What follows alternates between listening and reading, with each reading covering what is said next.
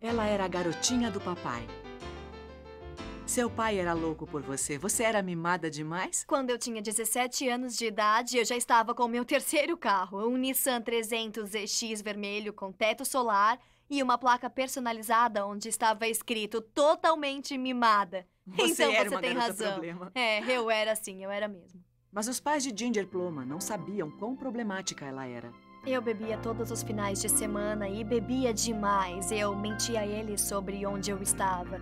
Eu tinha uma vida promíscua, eu fumava maconha sempre e depois eu experimentei algumas drogas mais pesadas algumas vezes. Só mais uma cerveja ou saindo às escondidas depois da meia-noite, todos os tipos de coisas não saudáveis e com certeza aventuras não saudáveis. Eu era sempre a cabeça do grupo. Os pais de Ginger eram líderes na comunidade, mas não frequentavam nenhuma igreja. Eu não sabia nada sobre a Bíblia ou sobre Deus. Sabe, coisas simples. Eu não sabia que Noé construiu a arca, ou que Jonas foi engolido por uma baleia, ou que Davi matou Golias. Mas depois que os pais de Ginger visitaram uma igreja, ela notou uma mudança radical. Eles só queriam falar sobre Jesus o tempo todo, eles queriam ler a Bíblia o tempo todo, eles o amavam e falavam sobre ele como se fizesse parte da nossa família, e era tão estranho pra mim, eu não entendia aquilo. Uma noite o papai entrou no meu quarto e ele se ajoelhou ao lado da minha cama e pegou as minhas mãos e, com lágrimas que rolavam pelo rosto dele, ele disse: "Querida, eu preciso que me perdoe." E eu disse: "Por quê?" E ele disse: "Porque eu tenho falhado como pai." E ele disse: "Eu tentei ganhar o seu amor dando tudo o que você sempre quis, mas eu deixei de fora a coisa mais importante nas nossas vidas, que é Jesus Cristo." Pela primeira vez na minha vida, meu pai começou a impor limites para mim. E retirou minha liberdade, tirou o meu carro. E começamos a ir de um lado para o outro e brigamos muito, e então eu decidi que aquilo já era suficiente, então no último ano do segundo grau eu saí de casa. A nova descoberta, liberdade, levou Ginger a problemas bem maiores. Aos 18 anos, ainda no segundo grau, eu descobri que estava grávida e, sabe, completamente destruída. E eu vi um anúncio das páginas amarelas das listas telefônicas que dizia para telefonar se caso tivesse uma gravidez indesejada, que eles poderiam te ajudar a resolver aquela confusão. Nós fugimos da escola, minhas amigas e eu e meu namorado, e eu acreditei numa das maiores mentiras deste mundo. Ginger sentiu-se muito mais desprotegida após o aborto. Durante todo esse tempo, seus pais continuavam a orar para que ela voltasse para casa. Eles estavam tão cansados, emocionalmente,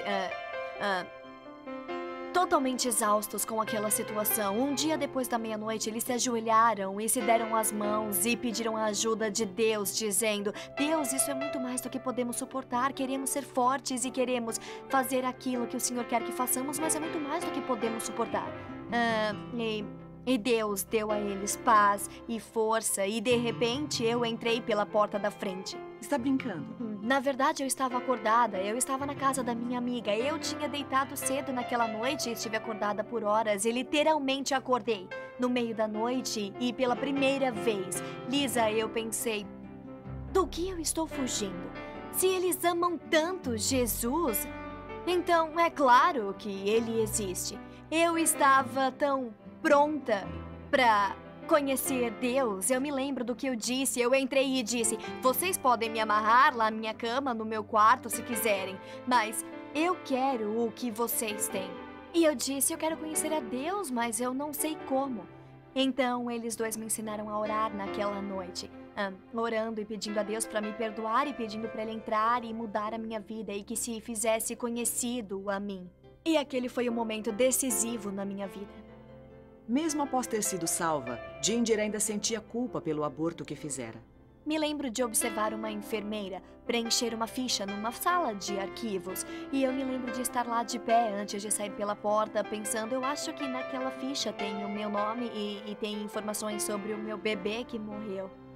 Uma noite, Deus utilizou aquela lembrança triste para falar com ela através de um sonho. Nesse sonho, eu estava parada na porta da clínica, quase saindo, e mais uma vez eu estava observando a enfermeira preenchendo a ficha ali naquela salinha. E de repente aquele homem apareceu ao lado da enfermeira. Então ele virou um pouco e eu soube quem ele era. E eu comecei a chorar e eu falei: não, por favor, qualquer um menos ele, porque era Jesus.